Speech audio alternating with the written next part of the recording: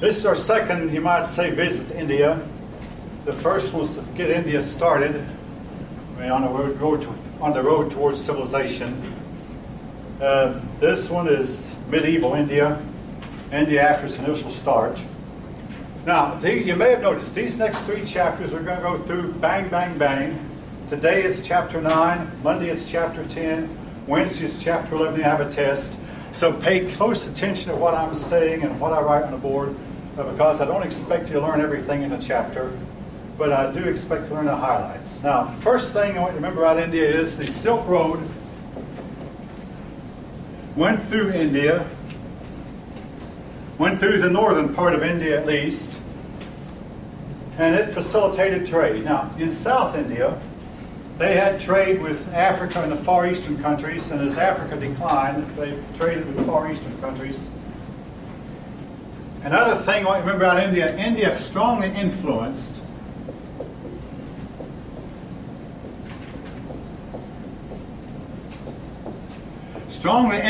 Southeast Asia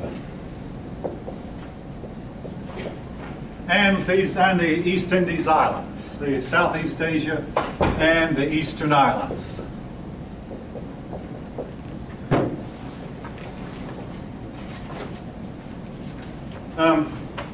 Anyway, the northern part of India, Silk Road, they traded a lot with China and the Mediterranean. Eventually the Silk Road fell out of use because simply Europe ran out of gold and silver coins, and Europeans couldn't afford to buy anything anymore. But the Silk Road joined China to the Mediterranean world, and on the way passed through India and Arabia, influenced the Arabians, including Mohammed. Now,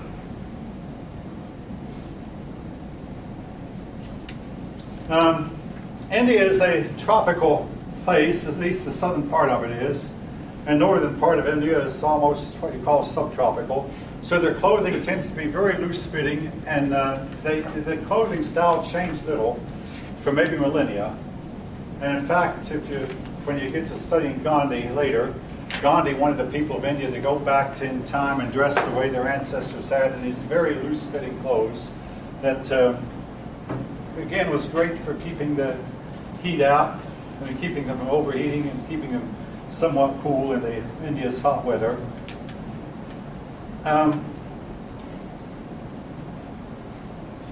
Now, don't worry about the word of Gupta dynasty, the Gupta, but something I do want you to remember is Buddhism. India started out strongly Hindu, but for a time during the period we're talking about, Buddhism made strong inroads.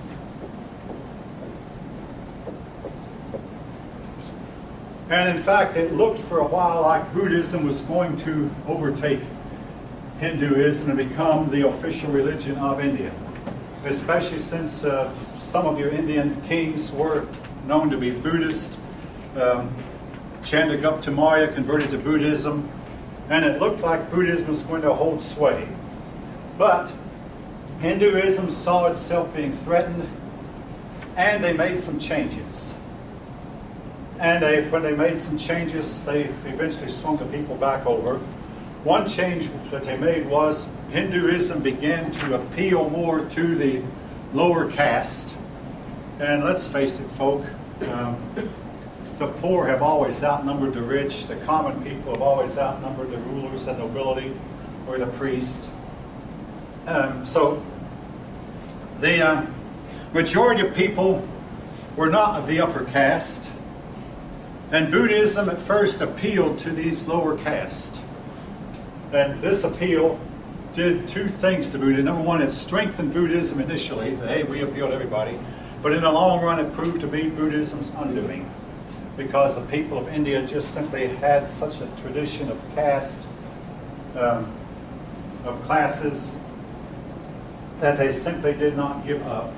Now, another problem with Buddha, unlike in the world today where the person's speeches are recorded, and if a person wants to, he can record, if a preacher wants to record all of his sermons and we know exactly what he said, we do not know exactly what Buddhism taught.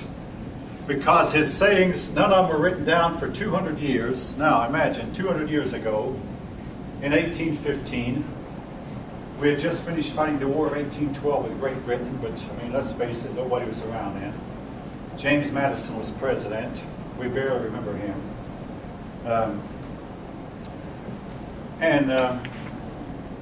The country was not being divided yet by slavery. I mean, the country was somewhat more united than it had been. That was 200 years ago. Well, been a long time. Nobody remembers anybody who was today who was alive then.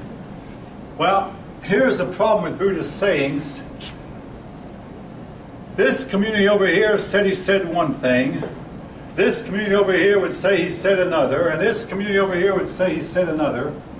And after 200 years, nobody knew for sure what he actually said, but each community recorded it a little bit differently. And when he started writing down his sayings, to go, hey, you know, just exactly what did he teach? And of course, another problem that you have with any religion, the sayings of the founder is open to interpretation. And so the people were not exactly sure what Buddha taught, and this proved to be a weakness of Buddha. Now,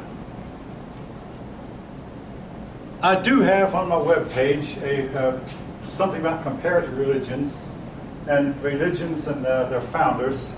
A founded religion can be looked on as being about three different things: a sage, a prophet, or a god. I'm not going to write those down. The word sage means he was a wise teacher. Well, Buddha went from being a sage to a god over time, and his religion, or his teachings, went from being a philosophy to religion. Now, a sage is like Plato, a wise person who expounds a philosophy. Some of Plato's followers, we might say almost, eventually looked on him as being a prophet. But anyway, Buddha at first was a sage, a wise saying, and his religion a philosophy. But then as time went on, it became a religion. The concept of nirvana came to mean a heaven you can achieve if you lived a good enough life on earth, similar to the Christian religion. Whereas before that, nirvana was something that's an abstract concept. Eventually became a concrete place because a lot of people didn't comprehend the idea of abstract concepts. But Buddhism, though, has again declined in popularity as time went on. And Hinduism took its place, reasserted itself, and again, partly because Buddhism Buddha did not believe in the existence of the soul. The people of India tended to believe that. Buddha was egalitarian. Hinduism is not. And again, you talk to a Hindu person and say, oh yes, our religion is egalitarian. But in the long run, Buddhism declined in India. But that's not true in Southeast Asia. In Southeast Asia, the people of India spread Hinduism and Buddhism to the Eastern Islands. There in Southeast Asia, Buddhism became the dominant. That was true whether it be Cambodia, Vietnam, what is today Laos, and what is today Indonesia. Buddhism became the dominant religion in these regions, more so than Hinduism, but in India, Hinduism took over and eventually shoved Buddhism into the background.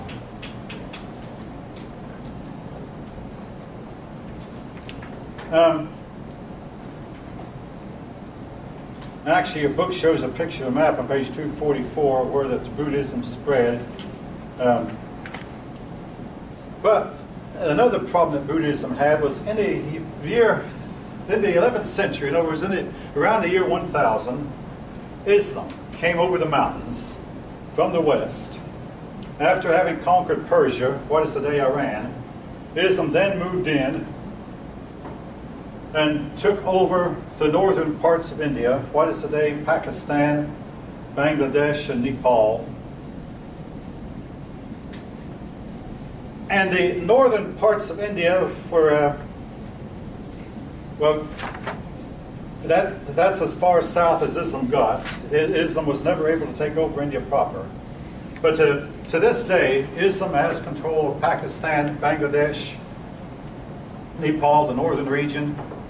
The rest of India was able to resist Islam.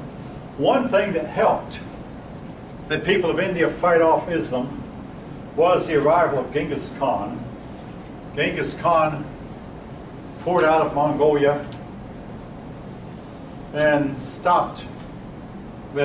He slowed down Islam's advance.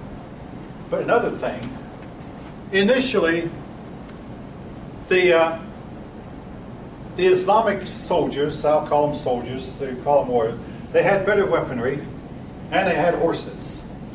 Now, the people of India had fought on elephants. The Islamic people fought on horses. It was finally determined that the horse was a better weapon to fight with, or a better animal to fight on than an elephant's back. But for one thing, with a horse, you're not as high off the ground, but a horse is also much, much faster than an elephant. I mean, if you're on a horse and you see an army of elephants that's bigger than yours and you don't want to fight, you can run off. But if you're on an elephant's back and a horsemen are bigger than you are, you can't run.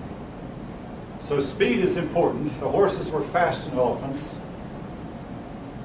Eventually, though, the people of India decided to give up use of elephants in battle and use horses instead, because the horse was a better animal with which to fight from.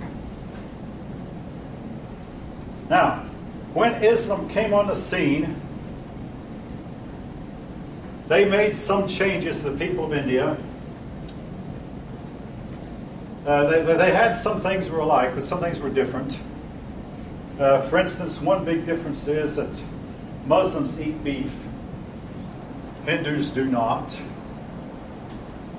Now, I mean, all right, on a personal note, Lockheed was in the habit of hiring people from these foreign countries to encourage them to buy our airplanes, particularly our C-130.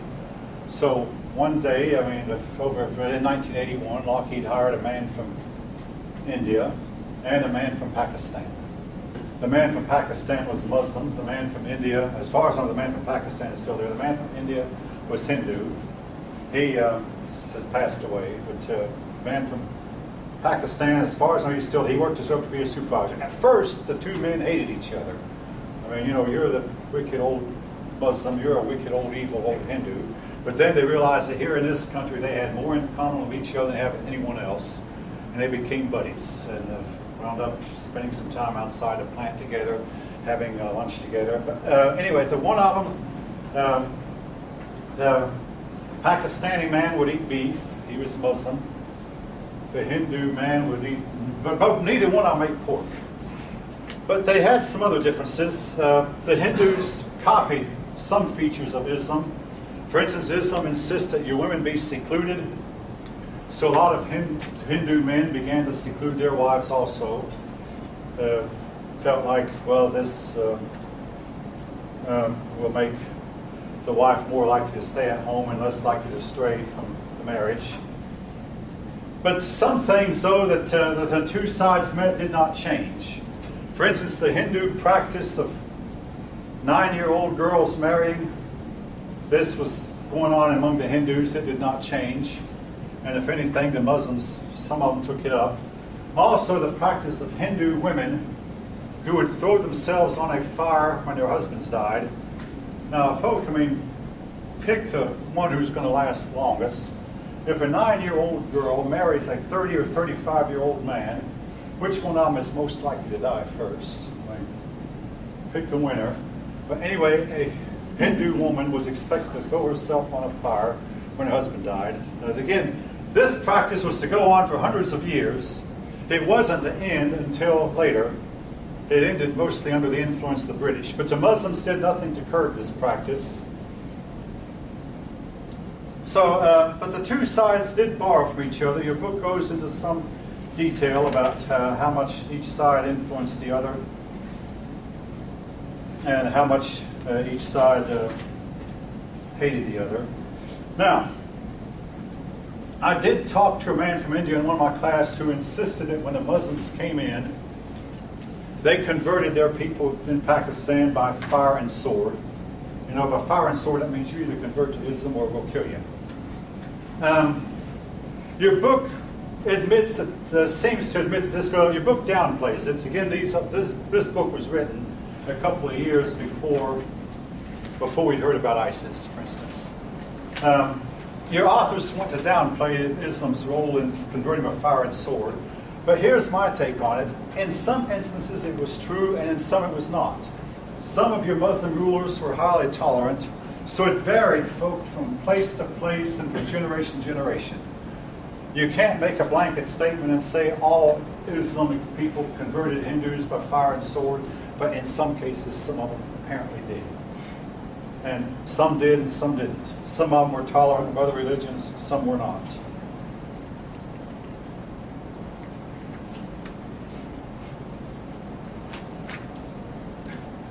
One of the other men who slowed Islam down was Tamerlane.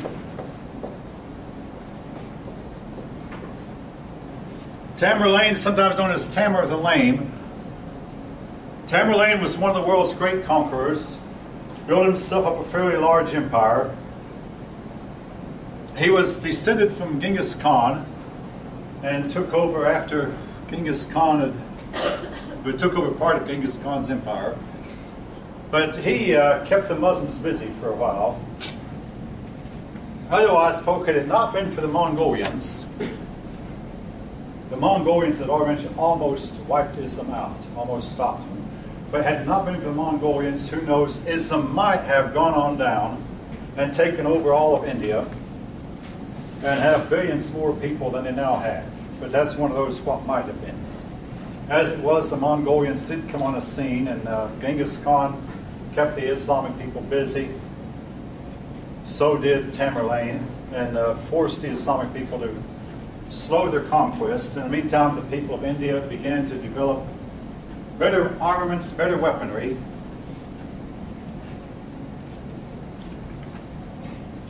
But the conflict between Hindu and Islam goes on to this day. And the United States today, I mean, jumping ahead, it just tries to be friends with both sides. We try to be friends with Pakistan. We try to be friends with India. But the two sides still hate each other. And there seems to be no end to conflict. The conflict has been going on for more than 1,000 years, since the Muslims first arrived around the year 1000 until this day, 2100. The conflict is still going on, with, again, apparently no end in sight. And without the approval of the rest of the world, both sides have developed the atomic bomb. And that's strange, because your assignment for your next paper was an atomic bomb exploded in Pakistan 3,800 years ago, almost 4,000 years ago. Again, that's your job to try to figure out. The 3 papers that have been turned in so far that deal with the topic, nobody wants to commit one way or another. Or if anything, you take the viewpoint that it didn't happen, because it couldn't happen. But anyway, both sides today have the atomic bomb, and both sides are poised, and each side accuses the other of terrorism. This is still going on.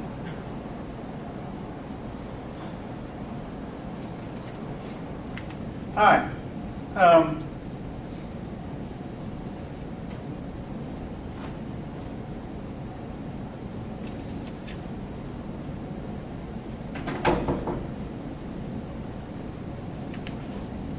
The book concludes, so that when Islam and Hindu got together, Islam had very little impact on the main part of India, the big part of India. Yes, in the north they converted the people there to Islam, but in the rest of India, India remained primarily Hindu, with some of them being Buddhist, but mostly Hindu. The caste system went on uninterrupted, but then came a new threat over the horizon that nobody could have figured out in the years 12 and 1300. In 1498, this is important, folk. It's one of the few dates somebody asked me about. Just 6 years after Christopher Columbus found the New World, some dirty, ragged Portuguese sailors sailed around Africa and landed in India. They traded, and then once they had traded with the people of India, they went back to Portugal and told the people of Portugal what they'd seen in India. They were treated courteously and friendly at first, but basically what nobody realized at the time was that these dirty, ragged Europeans were eventually going to come in and take over and conquer India and do what the Muslims never had done, conquer all of India. Now, the Portuguese did not conquer India. The Portuguese went on to conquer a lot of Africa, but Portugal was too small a country. But eventually, in the 1700s, the British were to conquer India. This is where this is to lead. And Britain was to hold India for about 150 years. Now, why did Britain conquer India? I hope most of you know that in the late 1700s, Great Britain lost 13 colonies in North America. Hopefully all of you heard that. And Georgia was one of the 13 colonies.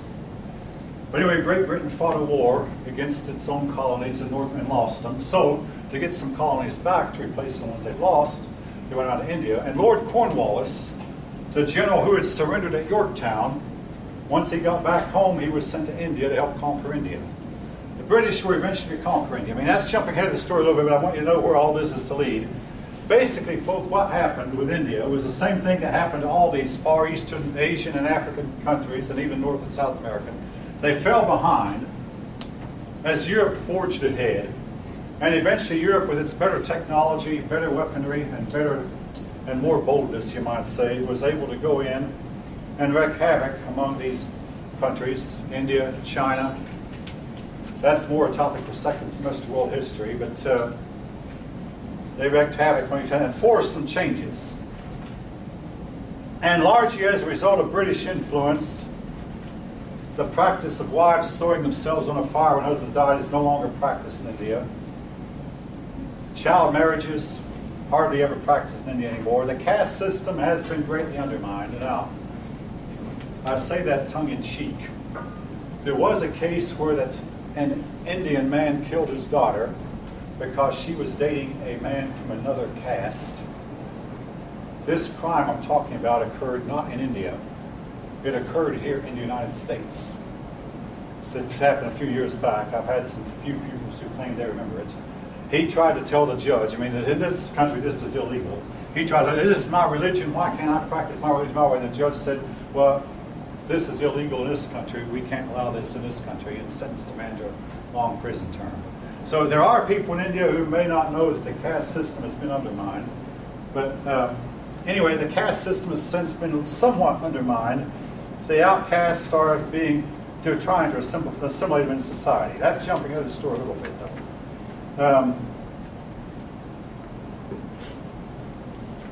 All right.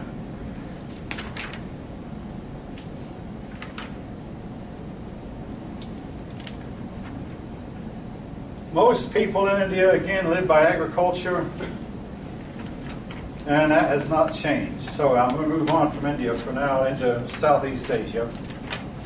The countries we're talking about, again, I'm looking at page 280, 258, 259. Countries we're talking about are what is today Vietnam, Cambodia, Myanmar, Thailand, and Indonesia, and the Philippines. The southeast part of Asia and the coastline, I mean the islands off the coast of Southeast Asia. Now, here's the one thing I want you to remember about Southeast Asia. Other than the United States, which is a melting pot, Southeast Asia was the most diverse people on the face of the earth up until the United States took that, you might say, took that brag away from them. Southeast Asians consisted of people who originated apparently in Africa, people who originated in China, in the mainland, and maybe even a few from Australia, but they moved about. And it's difficult for modern day ethnic studies or anthropologists to trace them, because you'll find a language group being spoken here, and then way over here that same language group is spoken, indicating that these people sometimes moved about from place to place, but not all of them did. So maybe a part of them would break off and move 1,000 or 2,000, 3,000 miles away. But they became diversified. The geography of this place consists of islands and mountains, and nobody has ever been able to unite these people into one country. I mean, I don't think Alexander the Great or Genghis Khan could have united them, because they're separated by well, water for one thing, and Alexander the Great was not a Navy fighter. Neither was Genghis Khan. I don't know if Genghis Khan ever saw the ocean. Alexander saw ocean water, we know, but he was not a sea fighter. But basically, because of the mountains and dense jungle land, nobody has been able to conquer these people.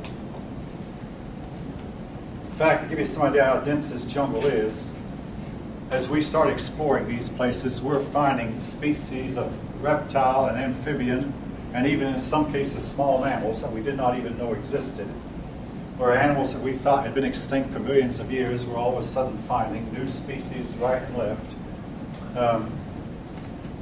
Again, because this area has remained unexplored for such a long time. Anyway, nobody was able to unite the whole area, even though eventually a conqueror did unite the area we call the Philippines, the big island of Java, and Sumatra is even bigger than Java. They were eventually able to unite these islands into one nation. These people were strongly influenced by India and China, so much so that their main crop became rice like the Chinese. And when we fought our war in Vietnam, our troops would oftentimes take shelter or take cover in rice paddies.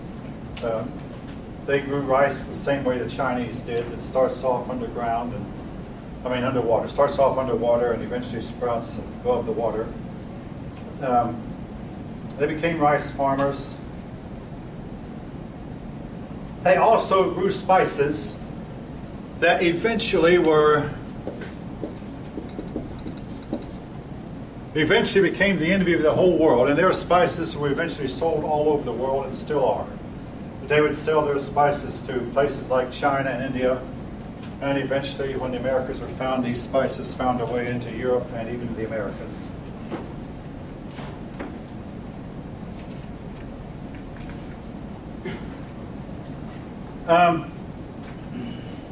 And religion, it seems like a lot of the people who moved into Southeast Asia, to me, it appears that there were people who were trying to get away from civilization. And again, I think I made a little speech about that last week. You have people who want to drop out from society. The price of civilization just seems too great. I want to just drop out and go and start life all over again in some place where I won't have to pay taxes and might not have to fight wars. Even though they find that war follows them wherever they go and taxes follow them wherever they go also. But initially, though, they tended to be primitive. Their religion started off as animism, or in other words, nature worship, spirit worship, call it what you will. Animism is closely akin to pantheism. But then as people of India moved in, they converted them mostly to Buddhism. And Buddhism became the dominant religion among the civilized people among them. And Buddhism still has a very strong influence among them to this day.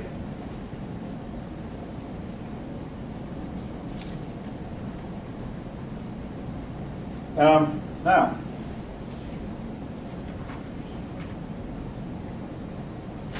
something like 30 years ago, someone at Lockheed showed me a National Geographic and introduced me to a city that I had never heard of. And then since then I have gotten a video about this city. They used to show it in my classes, but it's a VHS tape, and VHS tapes, this school no longer repairs them, and the tape is in a pretty bad state of decay. But the city was Angkor.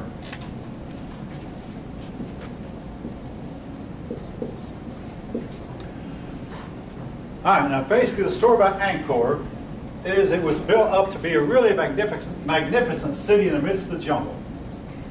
Now, the way this National Geographic told the story, there was this European who was walking through the jungle, and he'd heard rumors that there was a really, really big city deep in the jungle. But all of a sudden, the jungle opened up, and there in a clearing was this huge, very huge metropolis with nobody living in it. A 6-foot snake slithered in front of his pathway across the street, which he ignored. From one of the buildings, a tiger poked its head out and looked at him, but again, he and the tiger ignored each other.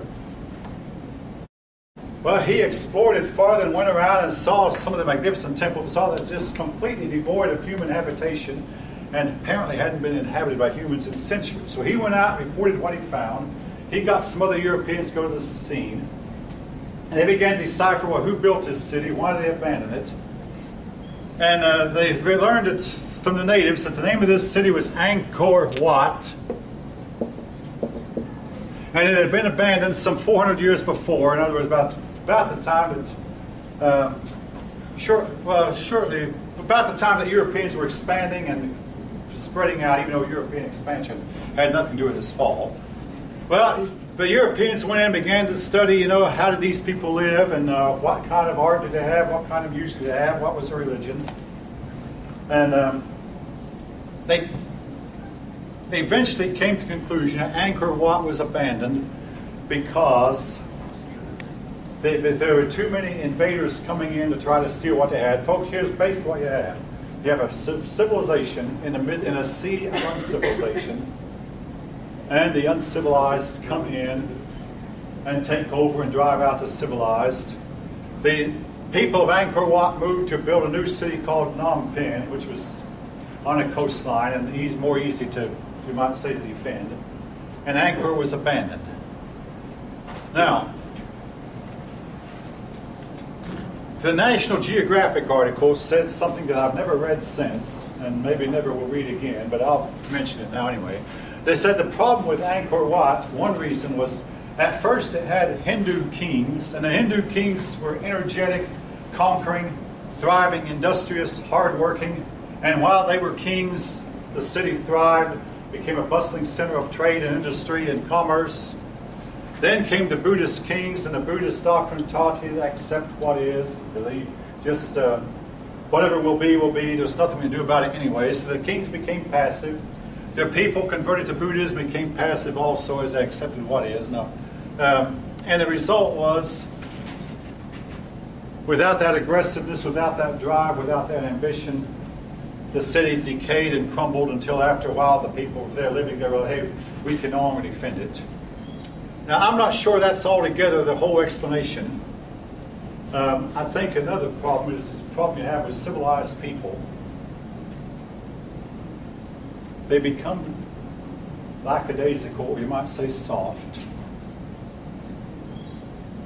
less used to adversity, or you might even use the word spoiled. Now, hey, when my children were being born, I would read literature, you can't spoil a child. Well, be that as it may, children can't be spoiled. But when you give a child too much or give a person too much, after a while they expect to have everything. And then in time of adversity, like when an enemy army invades, they can't stand up for themselves and fight. In the meantime, the uncivilized are used to fighting. They've been fighting since they were kids. A lot of times parents of civilized people will discourage your kids from fighting. Now, all right, folks, I'll say on a personal note. When I was a kid, I went to a school in southern Pennsylvania called Fort Littleton Elementary School. None of you, I doubt, have ever heard of it. I don't even know if the school was still standing. But we would sometimes decide, hey, we boys, let's play cowboys and Indians. Tomorrow, everybody bring your guns to school. We're going to play cowboys and Indians. Today, this practice has been outlawed. We'd bring our toy guns, and sometimes we'd build caps in them, and we'd go bang, bang, bang, and there's one side, we'd choose up sides, and one side shoot the other. Today, this is highly frowned on. Between the wars, World War I was so bad. Between the wars, the French mothers would not let their children play with toy guns. The German children, meantime, were playing with toy guns right and left and playing war games. And when France clashed with Germany, there was only one battle fought, bang, and France was knocked out of the war. This you'll study when you take your lesson in world history. France was knocked out of the war after one battle in World War II. And that left Great Britain to fight the Germans alone for a while. Then Russia joined in, then the United States joined in. And eventually Germany was defeated. But, again, civilized people oftentimes develop an aversion to fighting, an aversion to war. and an attitude that, well, we're in a rich society, we should be handed everything. And the result is, when a real enemy comes in and invades, they can't stand up for themselves and fight. Again, another example of a civilization that was swallowed up by uncivilized neighbors, which is what I've tried to emphasize throughout the semester. All right, anybody have any comments? Questions? Most of you appear to be pretty attentive while I was talking about Angkor here.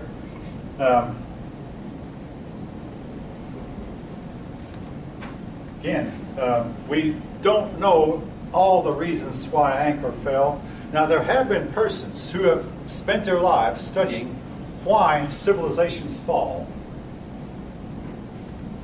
And they have come to some interesting conclusions. And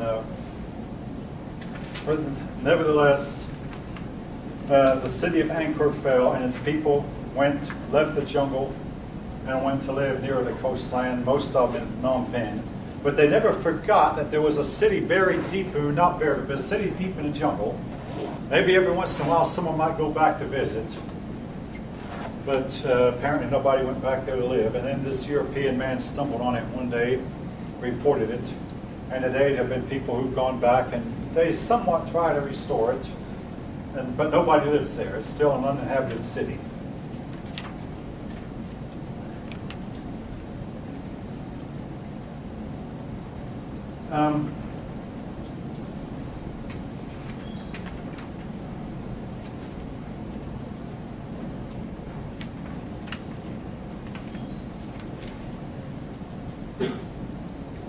Anyway, the Buddhism inspires its people to build really, really magnificent temples. And your book shows a picture of some of them on page 264 and 265. This has been characteristic of Buddhism throughout its existence, to build really, really magnificent temples. And you might ask, where do they get the money? It might be that they get the money by heavy taxation of the common people.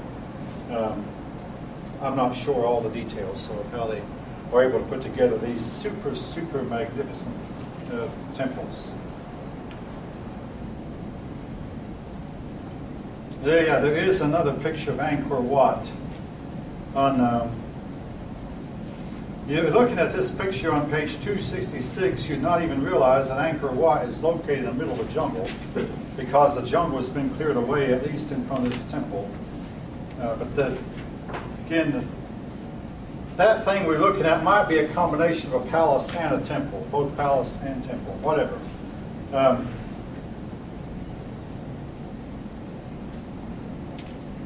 Anyway, it shows that the people there were once thriving, hard-working, industrious, and then they lost it all.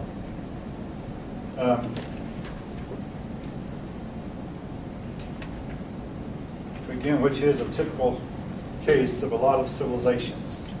Now, on Easter Island, you have the giant heads, and your book shows a picture of some of them. And I understand that recently, maybe since this book was written, one of them I think is toppled over.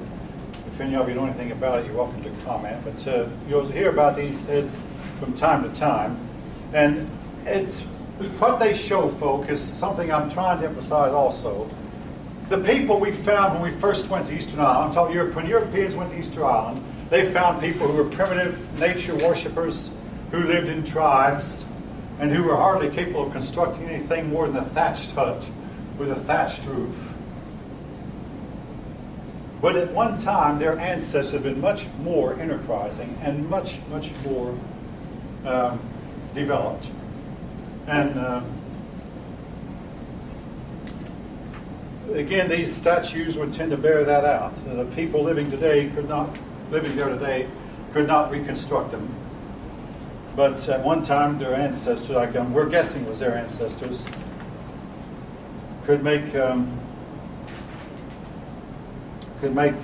articles that we today cannot duplicate. All right. Now, come Monday, don't be surprised if I review some of the stuff we know today. What I have to do is I'll go home and I'll look at the tests I made up and I'll look at the notes and decide, well, I missed this, I missed that. I might review, but for right now, I'm going on to chapter 10 with what little time I have left.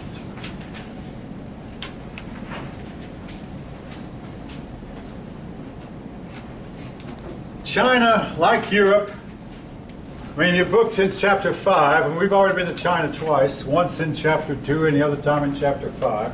And your book compared Chinese history to European history.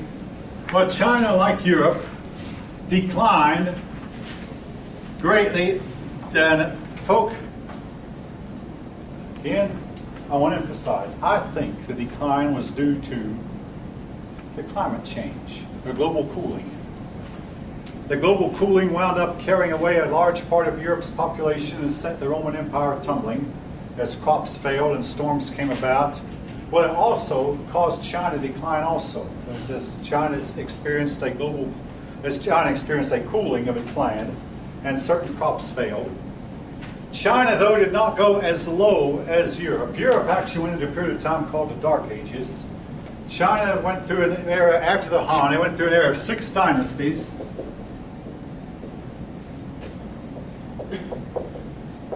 In other words, they did not have a unity. Now, I do have, which I've loaded on your webpage, a comparison of civilizations. And one thing that I try to emphasize is, did these people, were they able to unite or not? In the case of Western Europeans, they united for a while under Rome, and then splintered and have not been able to unite since.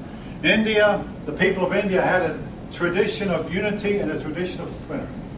And your book says that their philosophers talk unity on the one hand and independence on the other, and the fact is they couldn't decide whether to be united. India was generally not united, but China was mostly united throughout most of its history, except for this period after the Han fell. They went through a period where it seemed like 5 or 6 dynasties were ruling at once. They call it the era of 6 dynasties. We don't learn their names, but eventually one dynasty overtook the other ones, and this Sui dynasty, the Sui dynasty, united them, and China has been united from that time to this. So the Chinese have a tradition of unity that you don't have in India, you don't have in Southeast Asia, that you don't have in Europe. You don't have in Africa among the Indians, but the Chinese, for the most part, remained united throughout much of their history. Now, you might think, hey, that's great, that's good.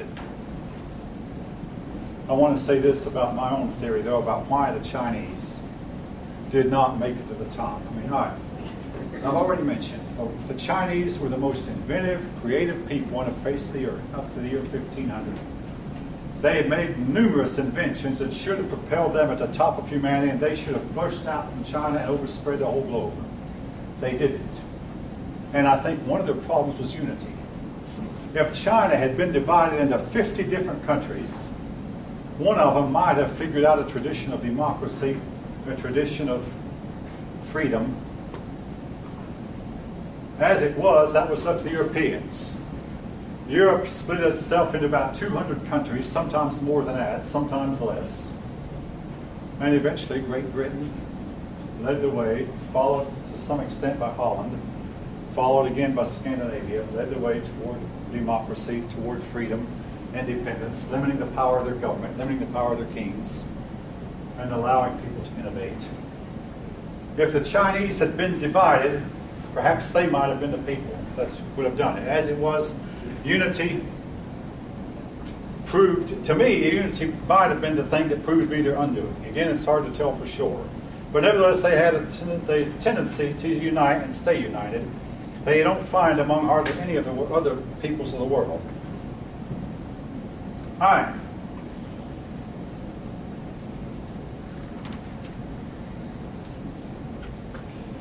I'm going to stop here. Next time we'll talk about the Sui, the Sui dynasty, the Tang and the Song dynasties, and how that Genghis Khan was to take over. We'll talk about foot binding and some of the other issues we have in China. All for Wednesday. In the meantime, everybody have a good weekend, and I hope to see you all on Monday.